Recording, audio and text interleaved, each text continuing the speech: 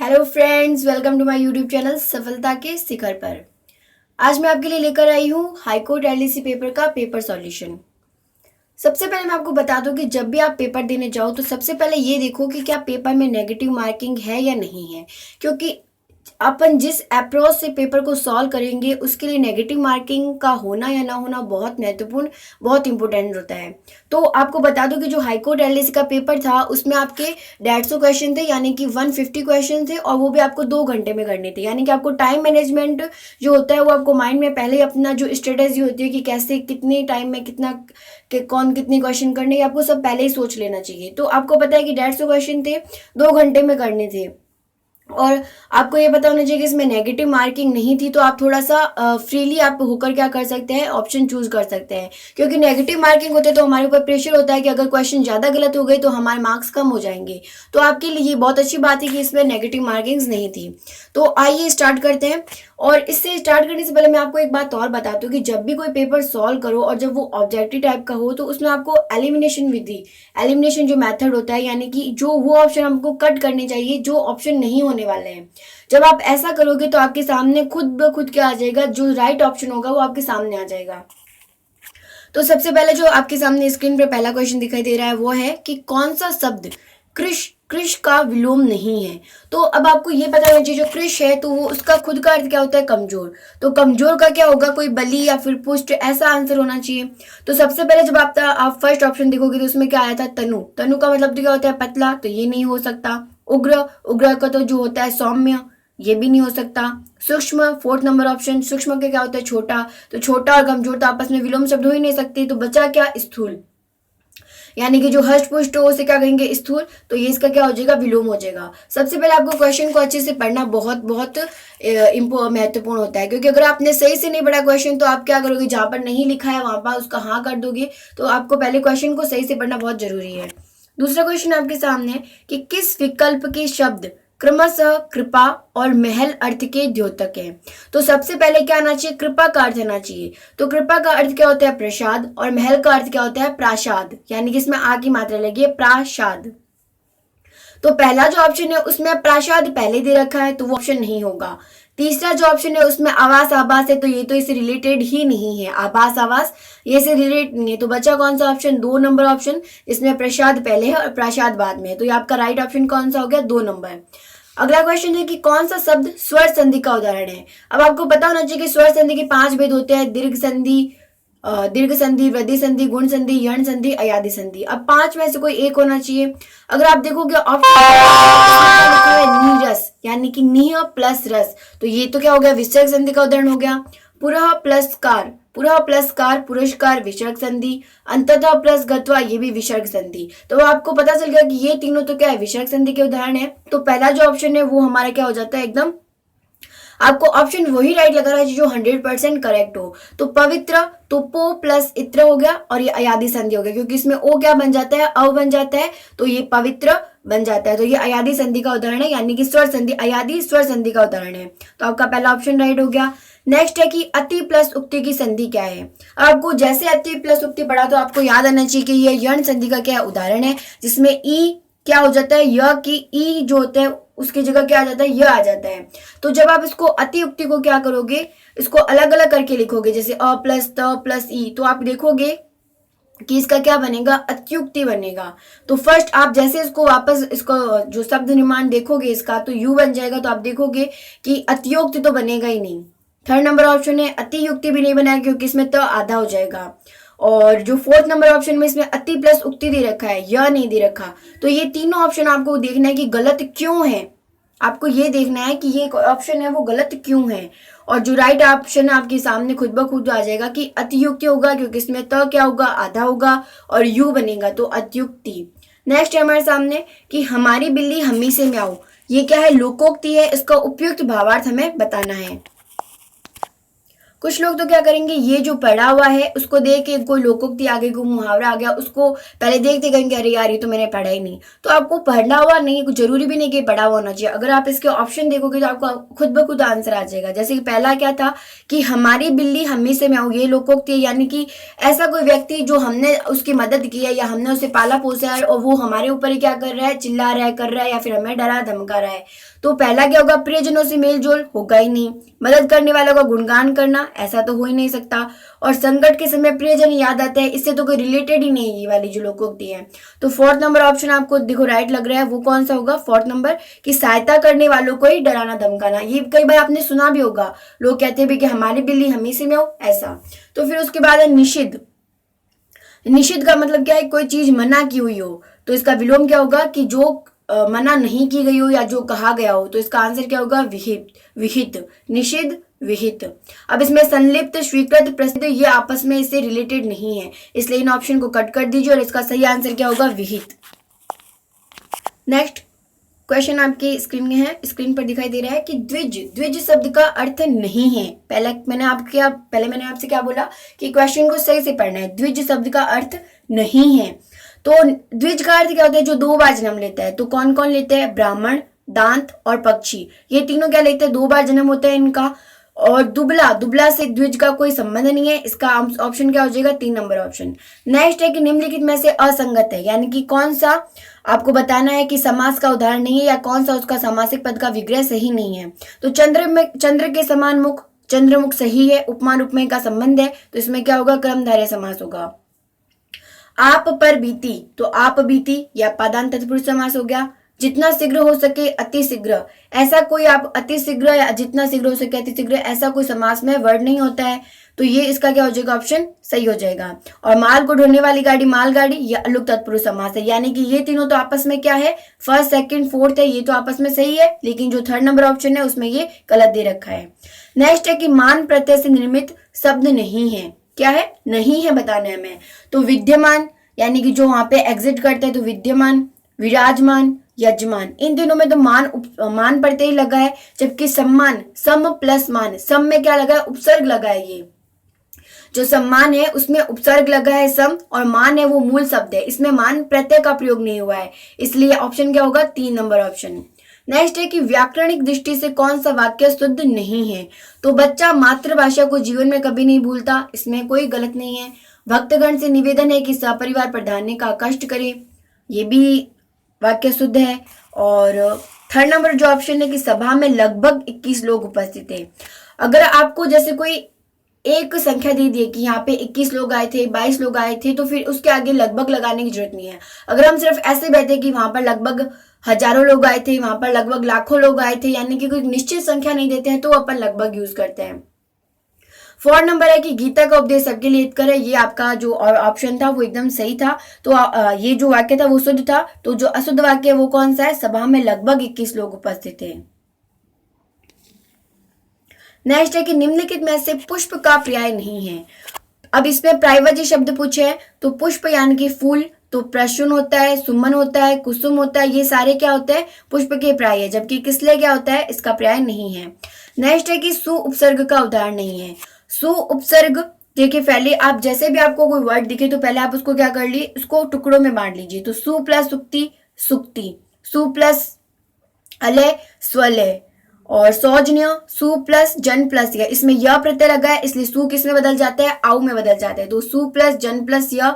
और स्वस्थ, स्वस्थ क्या है, मूल शब्द है, यानी कि स्वस्थ क्या है, मूल शब्द है, इसमें सु का उपसर्ग का प्रयोग नहीं हुआ है। तो इसका ऑप्शन कौन सा सही हो जाएगा, 4 नंबर ऑप्शन सही हो जाएगा। नेक्स्ट क्वेश्चन आपके सामने है कि कार प्रत्यय से निर्मित नहीं है। कार का अर्थ क्या हो गया, करने वाला। तो जो पहला ऑप्शन है उसमें क्या है, बेकार।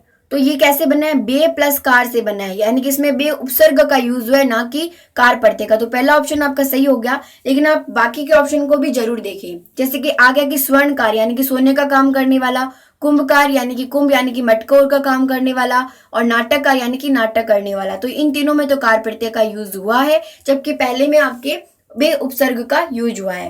तो आपका ऑप्शन कौन सा सही हो गया, 1 नंबर। 14 नंबर क्वेश्चन है कि निम्नलिखित में से अशुद्ध शब्द नहीं है, यानी कि कौन सा शब्द है जो शुद्ध है, या हमें कौन सा शब्द ढूंढना है जो शुद्ध है। तो जूठन नहीं होता, जूठन होता है। सूझबूझ में सूझबूझ होता है, दोनों में ही ज से झंडे वाला आता है। धोखाधड़ी नहीं होता, धोखाधड़ी होता है। यानी कि ये तीनों जो ऑप्शन है, इसमें जो तीनों ऑप्शन दे रखे हैं उसमें तीनों शब्द क्या है, अशुद्ध है। जबकि 4 नंबर जो ऑप्शन है अंधाधुंध, वो क्या है, शुद्ध शब्द है। तो आपका आंसर क्या हो जाएगा, अंधाधुंध। नेक्स्ट वाक्य है कि अशुद्ध वाक्य नहीं है, यानी कि आपको अशुद्ध वाक्य दे रखे हैं, उसमें से आपको शुद्ध ढूंढना है कि कौन सा शुद्ध वाक्य है। यानी कि आपको जो क्वेश्चन दे रखा है उसका अर्थ भी समझना चाहिए। तो इसमें क्वेश्चन का अर्थ क्या है कि हमें शुद्ध वाक्य ढूंढना है। तो पहला ही ऑप्शन है कि आपका फल पका होना चाहिए, तो आपका ये क्या हो गया, सीधा आंसर सही हो गया। लेकिन आपको बाकी के ऑप्शन भी देखने हैं। पहला दूसरा क्या है कि इस विषय की एक भी पुस्तकें नहीं है। इस विषय की एक भी, अब यहाँ पे एक लिख दिया लेकिन उसमें बाद में क्या लिख दिया, पुस्तकें, पुस्तकों का बहुवचन यूज कर लिया। तो ये ऑप्शन क्या हो गया, गलत हो गया। हमें देश के लिए जान पर कुर्बान हो जाएंगे, ये क्वेश्चन गलत हो जाएगा, क्योंकि हमें देश के लिए या हम देश के लिए कुर्बान हो जाएंगे, जान पर लिखने की जरूरत नहीं थी। तो ये क्वेश्चन गलत हो गया। उसके मन की थाह का पता नहीं चलता, तो ये भी ऑप्शन गलत हो जाएगा, क्योंकि मन की कोई थाह नहीं होती। तो थाह का मतलब क्या होता है, उसकी गहराई का पता नहीं चलता। तो यहाँ पे था ऑप्शन नहीं होगा, समुद्र की था होती है।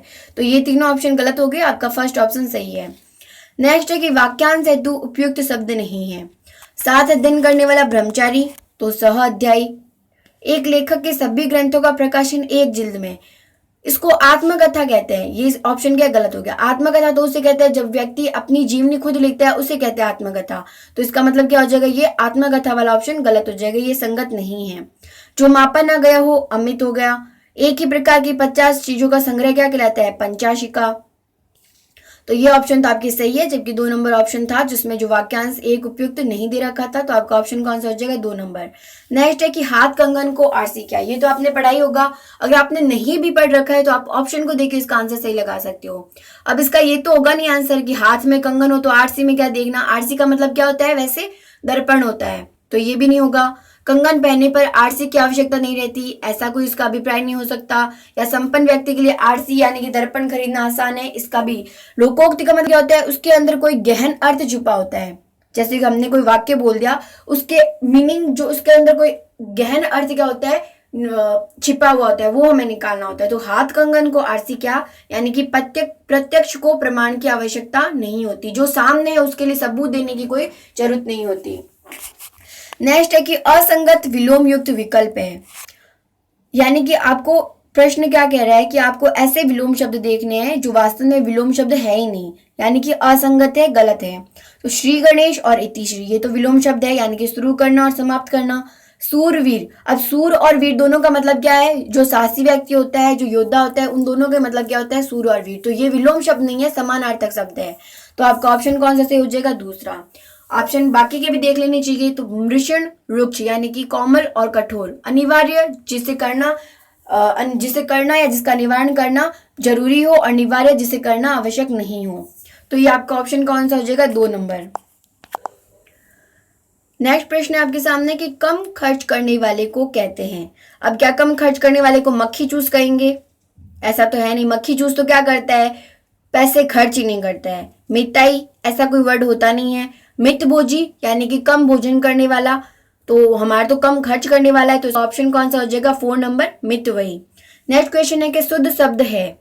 अब इसमें पहला ही ऑप्शन आपका सही है, क्योंकि तत् प्लस उपरांत, तदुपरांत होता है, इसमें व्यंजन संधि है, तो आपका तदुपरांत क्या हो जाएगा, सही हो जाएगा। लेकिन इसका अशुद्ध शब्द क्या होता है, तदोपरांत। बहुत से लोग क्या लिखते हैं, तदो उपरांत लिखते हैं, यानी कि द में ओ की मात्रा लगा देता है, जो कि गलत होता है। तो इसमें शुद्ध शब्द देखना था, तो पहला ही शुद्ध हो गया। बाकी के ऑप्शन भी देख लेते हैं। धुरंधर, धुरंधर नहीं होता, धुरंधर। चरमोत्कर्ष, इसमें र भी आता है, चरमोत्कर्ष होता है। और श्रृंगार में नीचे री की मात्रा आती है, श्रृंगार। नेक्स्ट ऑप्शन आपके सामने क्वेश्चन है कि देव्य या आंतरिक शक्ति के कारण विद्वान होने के अर्थ में प्रयुक्त मुहावरे जीभ पर बसना में रिक्त स्थान हेतु उपयुक्त शब्द है। तो यानी कि जीभ, अगर कि कोई व्यक्ति बहुत ज्यादा विद्वान है तो अपन इसको क्या कहते हैं कि इसके मुख पर तो सरस्वती विराजमान है। तो जो अपन सामान्य भाषा में जो अपन यूज करते हैं उसको अगर आप ध्यान से सुनते हो तो भी आप इसका आंसर दे सकते हो। तो इसका आंसर क्या होगा, सरस्वती। नेक्स्ट है कि अपनी दशा, बुराई या दोष आदि को देखकर अनुत्साह, रुचि और खिन्नता का भाव व्यक्त करना, पछतावा करना, तो इसका क्या आंसर होगा, ग्लानि। यानी कि खुद में गिल्टी फील होना कि मैं ऐसा नहीं कर पाया, मुझ में ये दोष है, मुझ में ये बुराई है, तो इस दशा को क्या कहते हैं, ग्लानि। जबकि घृणा का मतलब किसी से हेट करना, जुगुप्सा, इन सब का ये जो ऑप्शन होंगे ये आपके गलत हो जाएंगे। नेक्स्ट आपके सामने कि निम्नलिखित में से सूर्य का पर्यायवाची है, तो तरिणी। तरिणी मतलब क्या होता है, सूर्य नहीं होता, तरिणी मतलब होता है नाव, जबकि तरणी मतलब सूर्य होता है। केतु मतलब झंडा, हिरण्य मतलब सोना, हिरण्य मतलब हेम हाटक होता है ना, हिरण्य हेम हाटक, ये सोने की पर्यायवाची है। मारतंड जो 2 नंबर ऑप्शन है वो सूर्य का पर्यायवाची है। अगला प्रश्न है आपके सामने कि जिनकी आशा न की गई हो, वाक्यांश हेतु सार्थक शब्द हमें बताने हैं। तो पहले ऑप्शन एलिमिनेशन मेथड यूज करते हैं, तो पहला क्या है, आशातीत, यानी कि जो आशा से अतीत या परे हो, तो ये तो होगा नहीं। तीसरा नंबर ऑप्शन है कि असंभव, जो संभव ना हो, ये भी नहीं होगा। आशेतर, जो आशा से इतर हो, आशा से परे हो, ये भी नहीं होगा। हमने क्या पूछा है, जिसकी आशा न की गई हो, यानी कि ऐसी कोई चीज जिसकी हमें आशा ना हो, तो उसे क्या कहते हैं, अप्रत्याशित, अनएक्सेप्टेड। तो इसमें कौन सा होगा, 2 नंबर ऑप्शन हो जाएगा। अब इसमें अगला क्या है, अशुद्ध शब्द है, तो स्वादिष्ट ये शुद्ध है। ऐच्छिक, ऐच्छिक कैसे बने हैं, इच्छा प्लस इक, तो ऐच्छिक भी सही है। कवित्री ये भी शुद्ध शब्द है, तो हमें कौन सा ढूंढना था, अशुद्ध शब्द ढूंढना था।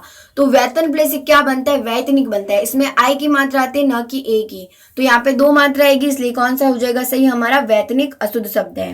नेक्स्ट है कि किए हुए उपकार को न मानने वाला, यानी कि ऐसा जो व्यक्ति जो जिस पर कोई उस उपकार करे तो वो उस उपकार को नहीं मानता है, तो उसे क्या कहते हैं, कृतज्ञ कहते हैं। तो इसका ऑप्शन कौन सा हो जाएगा, दूसरा। पहला क्यों नहीं हो सकता, क्योंकि कृतज्ञ का मतलब क्या होता है, जो किए हुए उपकार को मानता है। नेक्स्ट है 27 नंबर क्वेश्चन कि किस अनेकार्थक शब्द के सभी अर्थ सही है। तो जो भूत है उसमें भूत का मतलब क्या होता है, अतीत, राख नहीं होगा। दंड मतलब जुर्माना तो होता है लेकिन भूमि नहीं होता। अंश मतलब कंधा और भाग, ये दोनों अर्थ सही है। जबकि पक्ष मतलब, क्योंकि ये मैंने आपसे, ये जो ऑप्शन आपको दिख रहे हैं, ये मैंने आप जो ऑप्शन लगाया ये हमने ऑफिशियल वेबसाइट जो ऑफिशियल की आंसर किया है उसी से लगाया है।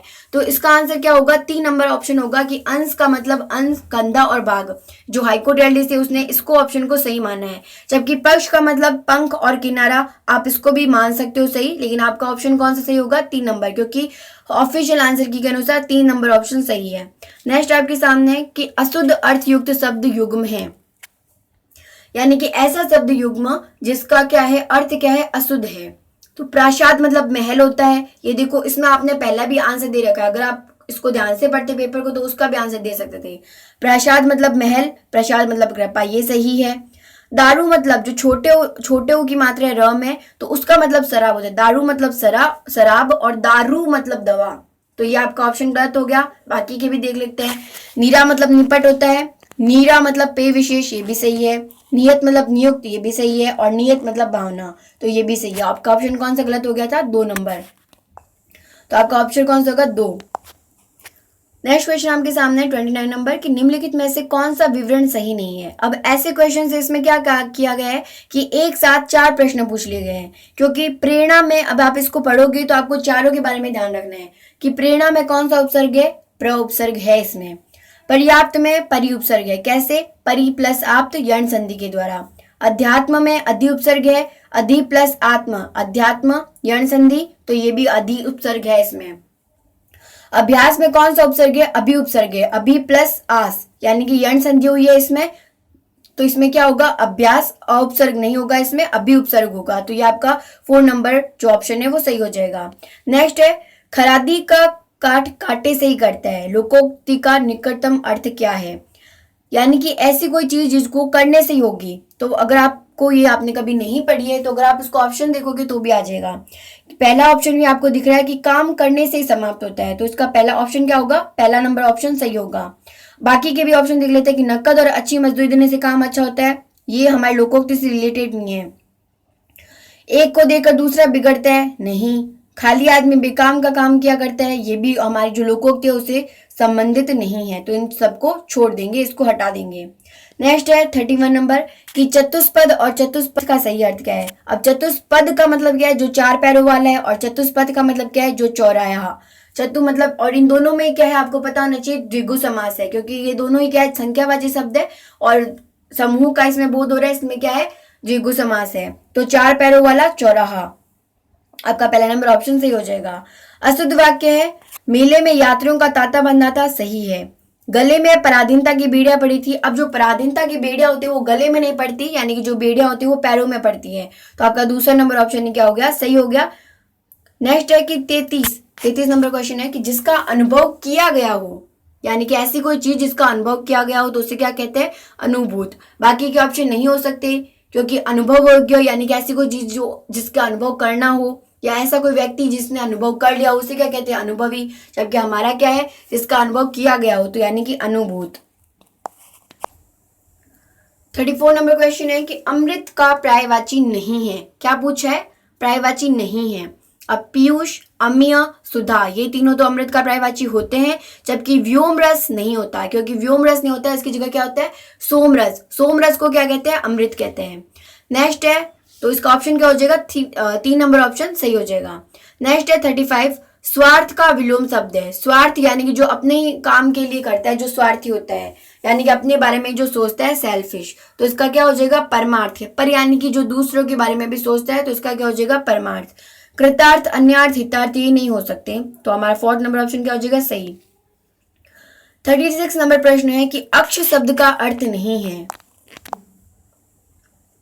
ये प्रश्न आपका किससे संबंधित है, अनेकार्थक शब्द से संबंधित है। तो अक्ष, धुरी, पहिया, पासा, ये तीनों ही अनेकार्थक है, किसके, अक्ष के। लेकिन चावल का मतलब क्या होता है, अक्षत। जिसका 6 न हो तो चावल अक्षत का होता है, न कि अक्ष का। तो इसका ऑप्शन कौन सा हो जाएगा, 4 नंबर। आहुति, आहुत का सही अर्थ है। आहुति मतलब जो हवन सामग्री होती है उसे आहुति कहते हैं, और किसी को बुलाता है तो उसे क्या कहते हैं, आहूत। तो इसका ऑप्शन नंबर कौन सा हो जाएगा, 4। पानी में आग लगाना मुहावरे का सही अर्थ क्या है, तो इसका ऑप्शन कौन सा सही होगा, मैंने ऑफिशियल आंसर की के अनुसार ही राइट लग गया, सही बताया आपका ऑप्शन। तो इसका आंसर कौन सा का, 4 नंबर। जहां झगड़ा होना असंभव हो वहां पर भी क्या करा देना, झगड़ा करा देना, इसलिए इसे आ गया पानी में भी आग लगा देना। नेक्स्ट है भाववाच्य का उदाहरण है। भाववाच्य का उदाहरण, भाववाच्य को आप कैसे पहचानोगे कि ऐसा कोई सेंटेंस, ऐसा कोई वाक्य जिसमें क्या हो, कोई कर्म ना हो, और जो इसकी क्या होती है, क्रिया होती है, वो किसके अनुसार आती है, भाव के अनुसार आती है। अब इसमें क्या, जैसे पहला देखो, चोर पकड़ा गया, डोली एक कमराई में उतारी गई, कपड़ा सिया जाता है। और आपको ये भी ध्यान रखना है कि ये क्या होता है, कर्मवाच्य के जैसे हो गया है, क्योंकि आप इसमें कंफ्यूज हो जाती है, क्योंकि इसके भी पीछे क्या आता है, जाएगा आता है, और थर्ड फॉर्म आती है, यानी कि भूतकाल आता है। मतलब कि जो इसकी जो होती है वो भी जाएगा, जो फॉर्म होती है वो जरूर आती है। तो इसका ऑप्शन कौन सा हो जाएगा, 4 नंबर ऑप्शन हो जाएगा, कि वहां कैसे बैठा जाएगा। तो ये भाव के अनुसार है। नेक्स्ट प्रश्न आपके सामने, जिसमें अपमान का भाव हो वह हंसी के लिए उपयुक्त शब्द है। तो ये वाक्यांश के लिए एक अर्थ आपने पढ़ा होगा, तो इसका सीधा सा आंसर आपको क्या देना है, 4 नंबर, उपहास। हास, विनोद, व्यंग्य ये हो नहीं सकते। नेक्स्ट है, किस शब्द में सभी शब्द पुत्र के पर्याय है, यानी कि पर्यायवाची शब्द से संबंधित है। तो तनय और नंदन, पहले ही ऑप्शन नंबर सही है। जबकि अंगज और वल्लभ ये पुत्र के पर्यायवाची नहीं है। तरुण और आत्मज, तरुण का मतलब तो क्या हो गया, आत्मज तो पुत्र का है, लेकिन तरुण का मतलब क्या होता है, जवान, तो ये पुत्र का पर्याय नहीं है, दोनों होने चाहिए। और वत्स मतलब पुत्र होता है, लेकिन प्रणेता मतलब पुत्र नहीं होता। तो ये 3 ऑप्शन इसलिए कट हुए क्योंकि इन तीनों में एक एक क्या है, पुत्र का पर्याय नहीं है, जबकि तनय और नंदन दोनों ही पुत्र के पर्याय हैं। नेक्स्ट है 42, स्त्री प्लस उपयोगी की संधि क्या है। तो ये आपकी क्या होती है, यण संधि हो गई, क्योंकि इसमें बड़ी की मात्रा आ रही है और बाद में असमान स्वर आ रहा है। तो आप इसको जब इसको टुकड़े करोगे तो आप इसका क्या बनेगा, स्त्री उपयोगी बनेगा। तो ये तीनों ऑप्शन गलत हो जाएंगे और आपका फर्स्ट नंबर ऑप्शन क्या हो जाएगा, सही हो जाएगा। आपने देखा कि संधि से संबंधित आपसे 4 से 5 क्वेश्चन पूछे गए, पर्यायवाची से भी संबंधित 4 से 5 क्वेश्चन पूछे गए, और जो आपके अनेकार्थक शब्द है, वाक्यांश है, उन सब से आपसे 4 से 5 क्वेश्चन पूछे गए हैं।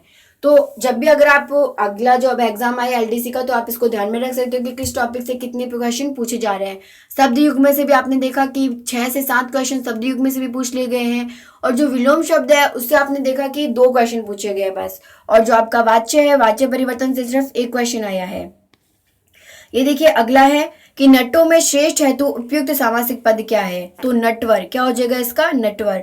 नरेश होगा नहीं, क्योंकि नरेश मतलब जो राजा, नर में ईश, जो इनकी जो नर का ईश, यानी कि जो क्या होता है मानव का ईश होता है, राजा होता है, उसे क्या कहते हैं, नरेश कहते हैं। नराधीश का भी मतलब ये होता है, नटेश्वर नहीं होता, नटवर होता है। नटवर किसे कहते हैं, श्री कृष्ण को कहते हैं, यानी कि जो नटों में श्रेष्ठ हो, नृत्य में श्रेष्ठ हो, उसे क्या कहते हैं, नटवर। तो ये हो गया आपका फर्स्ट नंबर ऑप्शन सही। नेक्स्ट है कि मितभाषी शब्द किस वाक्यांश के लिए उपयुक्त है।